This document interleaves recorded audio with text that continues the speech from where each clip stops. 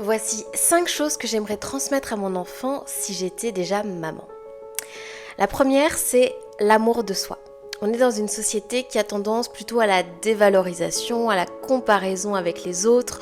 On voit toujours ce qu'on a de mauvais en nous ou chez nous, ce qu'on aimerait changer. Eh bien, j'aimerais transmettre à l'enfant qu'il est parfait tel qu'il est et surtout que c'est ok d'avoir des qualités, d'avoir des défauts, c'est ok d'être comme on est physiquement tout simplement. En deux, j'aimerais lui transmettre de la confiance en lui permettre de faire les choses par lui-même, ne pas les faire en amont, pour qu'il développe cette confiance en lui qui passe par l'action. Plus l'enfant passe par l'action, plus il va développer une confiance en ses capacités. En troisième, j'aimerais lui partager l'importance de la persévérance et de la résilience. C'est important de continuer même lorsque c'est dur. Et parfois dans la vie, il y a des événements négatifs qui arrivent. Et j'aimerais transmettre aux enfants que c'est important dans ces cas-là de réussir à avancer malgré tout. En quatrième, j'aimerais transmettre aux enfants la discipline.